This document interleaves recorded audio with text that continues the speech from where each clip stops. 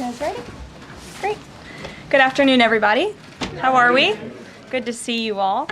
I have a few announcements off the top today. On April 14th, President Trump will welcome President Bukele of El Salvador for an official working visit here at the White House. They will discuss El Salvador's partnership on using their Supermax prison for Tren de Aragua and MS-13 gang members, and how El Salvador's cooperation with the United States has become a model for others to work with this administration. On April 17th, President Trump will welcome Prime Minister Giorgia Meloni of Italy for an official working visit at the White House as well.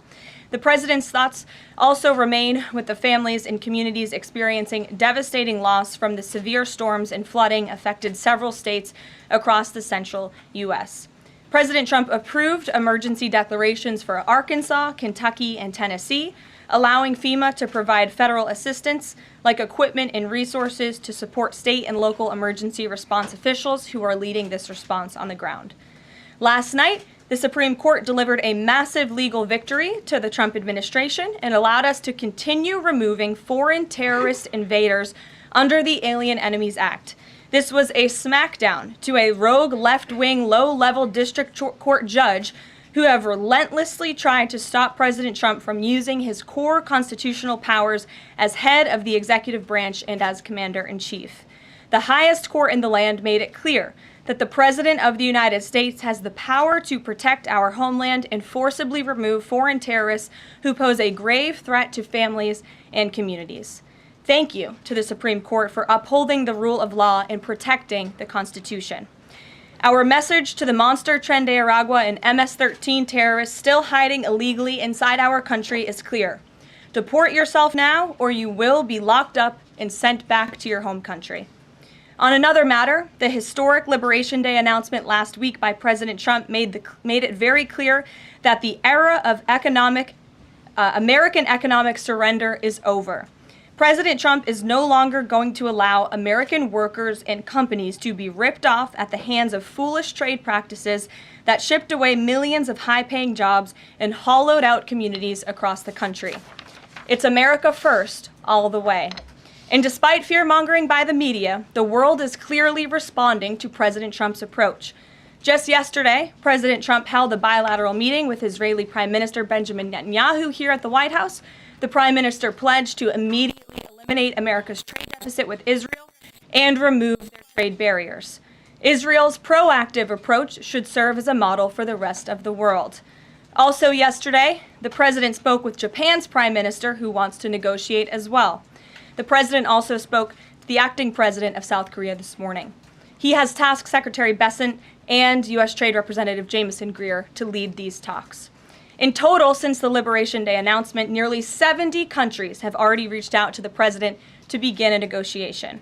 Countries are falling over themselves to reform their unfair trade practices and free open their markets to our country. Why? Because these countries greatly respect President Trump in the sheer power of the American market. These countries realize they've gotten filthy rich over the past few decades by imposing substantial tariffs on American-made products and ridiculous non-monetary barriers to block out American industry. The jig is up. Past American presidents sat by and let this happen, but President Trump stood up for our country, and he is saying no more. The President's message has been simple and consistent from the beginning. To countries around the world, bring us your best offers, and he will listen. Deals will only be made if they benefit American workers and address our nation's crippling trade deficits. America does not need other countries as much as other countries need us, and President Trump knows this. He's going to use the leverage of our markets and our country to the advantage of the people he was sworn in to represent. On the other hand, countries like China, who have chosen to retaliate and try to double down on their mistreatment of American workers, are making a mistake. President Trump has a spine of steel, and he will not break, and America will not break under his leadership. He is guided by a firm belief that America must be able to produce essential goods for our own people and export them to the rest of the world. A strong America cannot be solely dependent on foreign countries for our food, medicines, and critical minerals.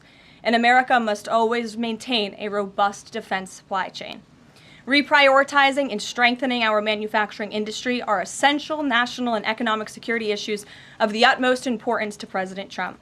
By focusing on supercharging the onshoring of American manufacturing, the president is already delivering on his promise to usher in an economic golden age for our country. Just look at Friday's jobs report, which smashed expectations for the second straight month. The American economy added 228,000 jobs, nearly 100,000 more jobs than economists predicted, and the fourth highest month for private payroll growth in the past 2 years. There was also a sharp increase in transportation, construction, and warehousing employment. And in just 11 weeks, President Trump has secured more than $1.5 trillion in private sector investment. This is $500 billion more than Joe Biden secured in his entire term. This record-breaking private sector investment will create roughly 350,000 American jobs and counting. If you add up all of the investment pledges from foreign governments, President Trump has secured an incredible $5 trillion in total investments already. In the months ahead, President Trump's pro-growth economic agenda will be fully realized. The largest deregulatory effort in American history is underway. Unnecessary, burdensome, costly red tape is being eliminated by this entire federal government every day, driving down costs and massively boosting small businesses. So far, President Trump's deregulation effort has already saved Americans more than $180 billion, equivalent to $2,100 per family of 4. The president's drill baby drill energy agenda, which he will discuss later this evening in the East Room, is capitalizing on the abundance of natural resources under our feet to generate more affordable electricity, cheap gas, and quality new jobs. All of this will combine to end the Biden-imposed cost of living crisis that's absolutely crushed American families. Under President Trump, the American energy industry will lead the globe over the next century, delivering lower prices and significantly strengthening our country's economic position. At the president's direction, Republicans in Congress are working quickly to pass one big, beautiful bill, which will also include the largest tax cut in American history. As President Trump has said, the House must pass this budget resolution quickly. Here in our new media seat today, we have Jasmine Wright, the White House reporter for Notice. Notice is a nonprofit and nonpartisan news site which launched in early 2024. They've gained millions of readers across the country since. Newsroom's goal is both to inform readers and train the next generation of politics and policy journalists. They also partner with state newsrooms to give local communities more knowledge of what their representatives are doing in Washington, D.C. With that, please kick us off, Jasmine. Thanks so much, Karoline. A couple questions for you. The first one being, can you explain the White House's evolution from this is not a negotiation on tariffs to countries should pitch us and start negotiations on tariffs? The president said yesterday, Jasmine, both things can be true at the same time, and it is a non-negotiable position that the United States has faced a national security and economic crisis because of the unfair trade practices by countries around the world. As for the president, I have maintained this position. The entire administration has always said that President Trump is willing to pick up the phone and talk. And the president met with his trade team this morning, and he directed them to have tailor-made trade deals with each and every country that calls up this administration to strike a deal and listen. And each and every one of these trade deals should be tailored and unique based on that country's markets, based on that country's exports, the imports here in the United States of America. What makes the most sense for the American worker and for our industry?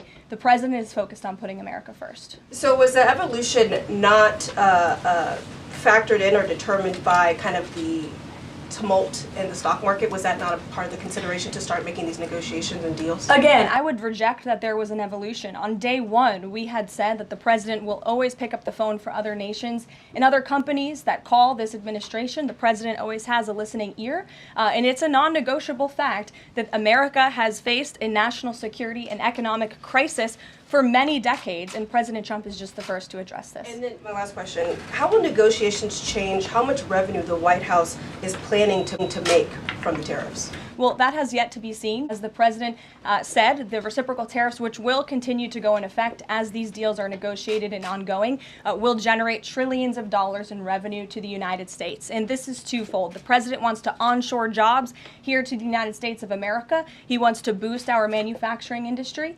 He also wants to tackle these crippling deficits with almost every single country around the world. Jackie. Thanks, Karoline.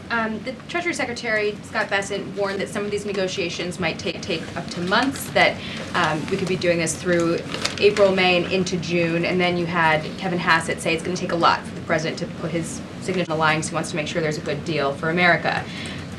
Is the president operating on any sort of a timeline or deadline where he wants this completed by? Well, we always move at Trump speed here at the White House, which is incredibly fast. I know you all know that from covering this White House day to day. The president likes to get things done, but he's very much focused on ensuring that these deals are good for the American worker, they are good for American manufacturing, and again, that they tackle these crippling deficits with these countries. All options are on the table for each country, but again, these are going to be tailor-made deals. They are not going to be off-the-rack deals, as the president has called it, and he has directed his entire trade team to be part of this effort. So that includes Secretary Bessent and our National Economic Director, Kevin Hassett. It also includes Secretary Lutnick, Peter Navarro, the entire trade team, Jamison Greer, who was on the Hill today. Everybody who was involved in this incredible, fair, reciprocal trade agenda will continue to be involved in negotiating these deals. And then yesterday, Goldman Sachs put out a research note. It put the odds of a recession at 45% within the next 12 months, up from 35%. But Peter Navarro guaranteed last night no recession. Does the president agree with him on that? I know that the president in the past has been leery of making definitive statements on that. I can speak for the president, and I can speak for the optimism that he sees in our economy every day. Again, when you talk about the massive deregulatory efforts that are happening across the board, when you talk about how oil prices are down, gas prices are down, egg prices are down, we're cutting costs for the American worker, for the American consumer. We also see trillions of dollars of investments pouring into this country every day, and we're working hard now on the tariff side of the president's economic agenda. But don't forget, the next side of this is tax cuts, and we're counting on Capitol Hill to get those done, the largest tax cuts in history. Does that mean that without those tax cuts coming through, that the likelihood of a recession is greater? No, that's not what I said. I'm just saying be mindful of the whole of government economic approach that this administration is taking every day. Sure. Go ahead. Thank you, Karoline. You just said that one of the reasons these tariffs are going into effect is that some countries have been ripping off the United States, but some of the tariffs target countries like Madagascar, Bangladesh, with very high levels of poverty. So can you explain how the president wants to correct the deficit with those countries? Is there a plan, for example, to onshore the textile industry that these countries are known because, and, just like, can you be specific about those like low income? Sure. countries? Well, first of all, the reciprocal tariff rates that were implemented by country were focused on the monetary tariff that those countries have imposed on the United States, but also the non-monetary tariff barriers and the regulations, if you will, that have been put into effect over the years, making it harder for America to export to these countries. These were very carefully crafted numbers. There was also a 10% baseline tariff across the board, as well, as you know. Moving forward, the president will talk to any country that picks up the phone to call, and I can tell you the phones have been ringing off the hook, wanting to talk to this administration, this president, and his trade team to try to strike a deal. And it's because the world knows that they need the United States of America. They need our markets, they need our consumer. The president has a lot of leverage on his side because he has the best economy and the best country in the world that he leads, and he knows that. And it's about dang time we finally have a president who uses that economic leverage to benefit American workers. And that's what the president is trying to do. Maggie. Karoline, thanks. Does the president endorse something that Howard Lutnick said on television this weekend, which was that the army of millions and millions of human beings screwing in little screws to make iPhones, that kind of thing is going to be moving to the U.S.? Is that how the president envisions manufacturing shifting? And if so, how long would that take, roughly? The president wants to increase manufacturing jobs here in the United States of America, but he's also looking at advanced technologies. He's also looking at AI and emerging fields that are growing around the world that the United States needs to be a leader in as well. So there's an array of diverse jobs, more traditional manufacturing jobs, as you discussed, but also jobs in advanced technologies. The president is looking at all of those. He wants them to come back home. But iPhones specifically, is that something that he thinks is the kind of technology that can move to the U.S.? Absolutely. He believes we have the labor, we have the workforce, we have the resources to do it. And as you know, Apple has invested $500 billion here in the United States. So if Apple didn't think the United States could do it, they probably wouldn't have put up that big chunk of change. Elena. Hi, Karoline. It's clear the president has gotten the world's attention with these tariffs.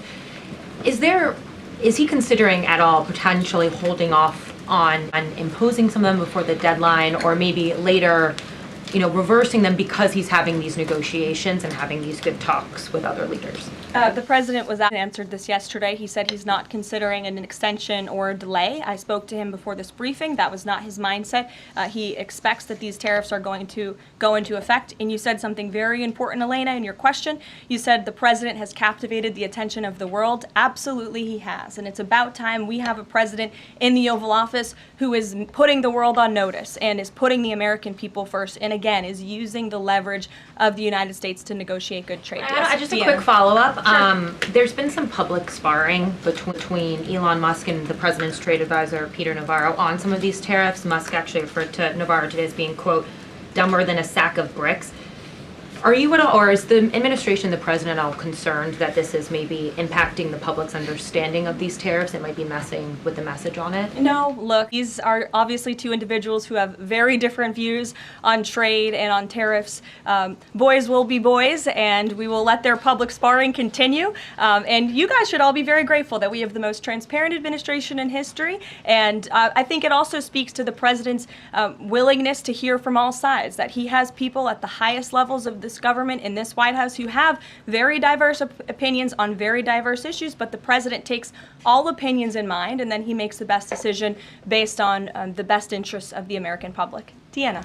Thanks, Caroline. On Truth Social today, Trump was talking about one-stop shopping talks with foreign leaders, bringing leaders to the U.S., to Washington, and talking to them about tariffs, but also other topics. So is that part of his strategy to bring the leaders to Washington and trying to get deals, outside of tariffs on foreign policy issues as well? I think the president, again, is going to have a custom, tailor-made approach to each and every country. And if that means discussions of foreign aid, of our military presence in these countries, how those troops are paid for, come to the table, that could be part of the negotiation in these economic negotiations. But it's the president's economic team who will be leading these. These are tariff and trade negotiations. And yes, they will be one-stop shopping for each and every country. They will be, as the president said again, tailor-made, not off the rack to each and every country based on America's needs. And can you Caroline, confirm? hey, how are you? Thank you so Good. much, Carol from Lynn's LTV. So President Trump has designated Tren de Aragua as a foreign terrorist organization and deported its members while also moving to restrict Venezuela's oil exports. Is the administration preparing additional military or economic actions against Venezuela and the Maduro regime? And my second question is about Supreme Court Justice Amy Coney Barrett. Is the administration have a comment on her decision to go with the liberals and go actually with the Tren de Araguas? This is the same justice that actually sided against January 6th hostages last year. So is the administration have a comment? Are they disappointed in Supreme Court Justice Amy Coney Barrett? To your first question, I don't have any actions to read out in terms of Venezuela. The president has imposed secondary tariffs on the Maduro regime and on Venezuela in the form of oil, which is obviously going to have a crippling effect on the Maduro regime, and that's the intended effect of this administration. As for the justice you mentioned, as for the Supreme Court, we've made our feelings very clear. We believe this was a massive victory. Certainly, we wish this was a 9-0 decision because we firmly believe that the president was well within his constitutional authority, and the Supreme Court made that very clear last night, and they put Judge Boasberg in his place. We called on the Supreme Court to rein in these judges who are acting as judicial activists, not real arbiters of the truth and the law, and that's exactly what we saw the Supreme Court do yesterday. Christian. Thanks, Caroline. Now that the president's reciprocal tariffs are here, going into effect tomorrow, what's the status of the ERS? When will they actually start collecting revenue? And will that be nested under CBP or somewhere else entirely? It's something Secretary Lutnick has taken up, so I defer you to the Department of Commerce, but it's something that he and the president believe quite strongly in, and it's a promise that they intend to keep to the American people. Real quickly, can you explain why the president opted to send Secretary Hegseth to the dignified transfer last week instead of attending himself? Sure. The Secretary Hegseth was there to represent the administration. The president has expressed his condolences to these families, as have I from this podium. Shelby. Thank you. The president's trade representative this morning told senators that the president does not intend on carving out exemptions for products and companies when it comes to tariffs. But would the administration consider changing that stance should bankruptcies begin among U.S. companies who are dependent on China trade? I won't get ahead of the president on any exemptions or his decision on that. I will leave that to him. But again, we're looking at this country by country and based on the needs of the American people and the American workforce. And one more, can you walk us through how this specific tariff plan was decided on and which advisor came up with it? The reciprocal tariff plan? Yes. It was a plan that was discussed by the president's entire trade team over the course of many, many meetings, and the president ultimately decided on which way to go. A few proposals were given to the president. There was debate and discussion, and the president made his decision. And as you've seen very publicly, the entire trade team is on board with this plan and the negotiations that will ensue because of it. Sure. Karoline, on Iran, and given what's going to be happening on Saturday, what exactly is the current administration doing to stop Iran's funding of terrorist aggression worldwide that the previous administration wasn't doing? Well, first of all, when it comes to Saturday, I won't get ahead of the president. He has said there will be direct talks with Iran on Saturday. I won't further any details from this podium for obvious reasons, security reasons. It will, provide an update as we always have. However, when it comes to Iran, the president has reimposed crippling sanctions on the Iranian regime, and he's made it very clear to Iran they have a choice to make. You can strike a deal with the president, you can negotiate, or there will be hell to pay. And as the president said yesterday, if they don't choose to move forward with diplomacy and a deal, which is the direction we do see them headed in, there will be grave consequences to pay. To the back row. Thank Go you, ahead. Karoline. On the president's threat yesterday on social media to increase tariffs against China by an additional 50% in response to their retaliation, has he signed anything in terms of an executive order, any documentation around that? Will that additional 50% go into effect tomorrow? They will be going into effect at 12:01 a.m. tonight, so effectively tomorrow, yes. Work on that today? Of course, as always. To the gentleman in front of you, because that's who I originally called on. Go ahead. Over the weekend, President Trump said that he would be willing to have U.S. citizens deported to El Salvador with the cooperation of President Bukele. How would that work legally, and how many people would potentially be available for that operation? So the president has discussed this idea quite a few times publicly. He's also discussed it privately. You're referring to the president's idea for American citizens to potentially be deported. These would be heinous, violent criminals who have broken our nation's laws repeatedly. And these are violent, repeat offenders in American streets. The president has said, if it's legal, right? If there is a legal pathway to do that, he's not sure. We are not sure if there is. It's an idea that he has simply floated and has discussed very publicly as in the effort of transparency. Reagan. Thank you, Caroline. There's been more reporting coming out now about President Biden's decline while in the White House. Is the White House considering releasing the audio of Biden's interview with Special Counsel Robert Hur to the public, which the former president had previously blocked? I don't have an update on that, but I can certainly check. I think the American people would be quite interested to hear that tape, but I'll double check on the release of it. Thank you. Michael. Thank you, Caroline. On Saturday, during meetings with Iran, President Trump says high-level officials will be meeting directly with Iranian officials. We're hearing some pushback from Iran now saying those talks will be indirect. Can you clarify? They will be direct talks on Saturday, and I won't get ahead of the president on any further details. Jennifer. Yeah, two things. On the Israel tariffs, can you give us an update on the discussion on relaxing those tariffs? And then I had another question about the Doge team after that. That discussion is ongoing. I don't have any definitive details to iron out for you here. And then the president on Thursday told us that there was an incredible discovery that the Doge team had made. He called it horrible and incredible. Can you reveal that yet? Give us details on what it was about? There has been a discovery. I hate to leave you hanging on a cliff, but I don't want to get ahead of the president on that. But I can confirm there has been a discovery. It's just not quite yet ready for release. Sure. Go ahead. Caroline, thank you. I was calling on the young lady behind you, but I'll come to you after, Ed. All right. Not discriminating here. The president's meeting today with House Republicans. Can you say who is in that meeting and his message to Republicans that are skeptical of the Senate-passed budget framework? Sure. The president will be meeting with Republican lawmakers today here at the White House to talk to them about the framework that the Senate passed. The president was very quick to put out a statement about his support for the reconciliation package that the Senate passed, and he is counting on House Republicans to pass it.